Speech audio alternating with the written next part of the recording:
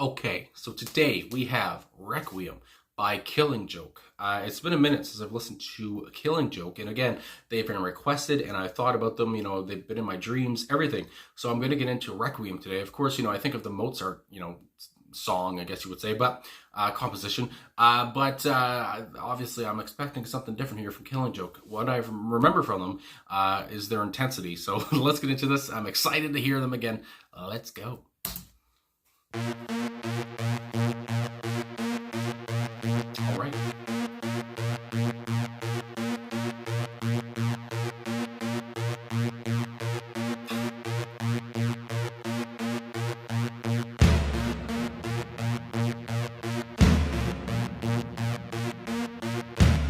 Spooky.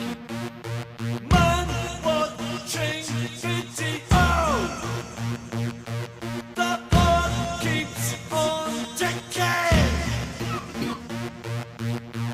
He doesn't know why. He's just captured for slaughter.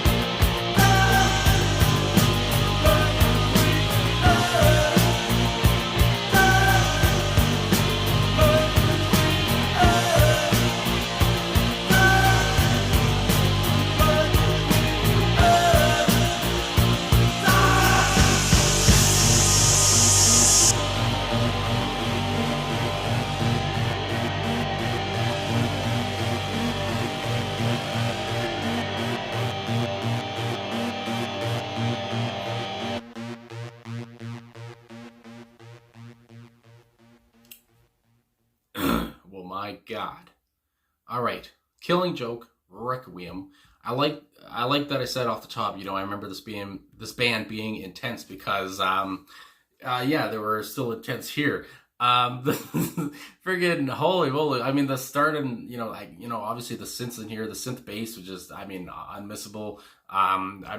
Continuously throughout the song, and how it starts off, and then all of a sudden, friggin' Paul Ferguson, the drummer here, comes in, and he pounds, almost like a gong or whatever.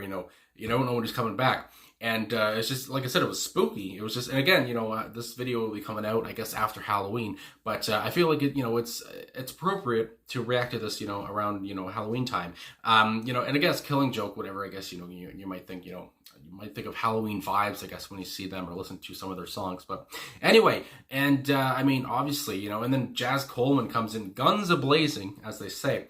And just his voice, he's almost shouting, yelling throughout the whole song. And how he, delivers lines, how he's kind of taking pauses almost. And how, especially in the chorus when he repeats the Requiem, he's just like, the Requiem. It's just like, I don't know, you don't know where he's going. He's unpredictable almost. And I mean, over the top almost, you might say. And it's just, but it's all gravy.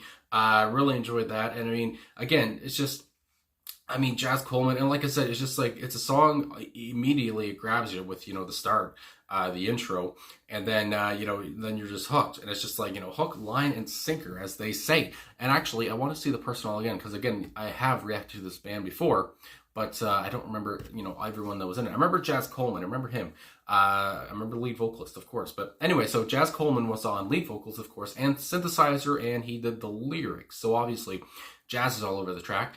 Geordie Walker on guitar, Youth, or also it's this his real name. What's his real name? Let me see. Youth was a stage name. Martin Glover, or his stage name Youth. Anyway, on bass guitar, and then Paul Ferguson on drums and backing vocals. He was the only backing vocalist, I guess, on this track. But anyway, I have to say, I love obviously Geordie and Youth, and friggin', like I already said, Jazz is great too. But Paul Ferguson, I really felt like here he was doing a lot. How the song started off, like I said, how he kind of was just like that one bang. And then he did like a fill or whatever. It was just like, that grabbed me, and then he goes into it. But, I just really enjoyed the intro and, what he was doing, and obviously the synths and everything. And, it's just, my God, it was just, it takes you aback and, takes you aback or whatever. And, I was just, I was surprised or something. I don't know. I didn't expect to, just, click play and then the song to be so, loud and so ferocious and everything. It's just, it was nuts. But, anyway, I am on Genius here. Is there an about on the song? No, there is not. But just looking, I guess, at the lyrics, just for, to go off here. The first verse, man watching video, the bomb keeps on ticking. And, the bomb keeps on ticking. You think of how the song starts off, and it's just like, it feels like a bomb. It feels like this band is about to, explode or something. He doesn't know why. He's just cattle for slaughter. And then the chorus, the Requiem, the Requiem, the Requiem. And also, Requiem, I was like, what the, I had to remember what Requiem means, so I searched on Google.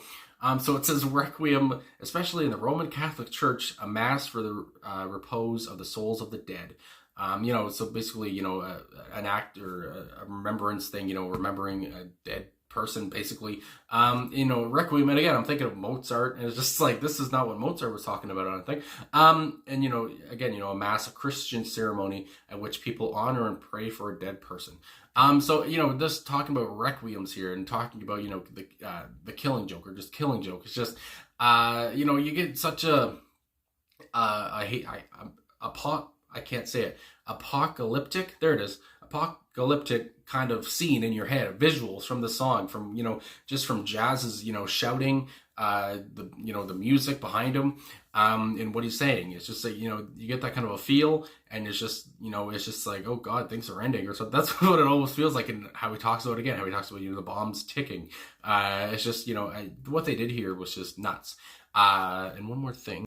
And, just looking at, comments on the, on YouTube here and on songmeanings.com, I see a lot of people talking about, because again, I wasn't there in the 80s, especially in Britain, never been to Britain, but, how people are talking about, it was kind of dark times in Britain, and of course, talking about Thatcherism and all this stuff. So, this song kind of just was perfect. It was a perfect fit for the times.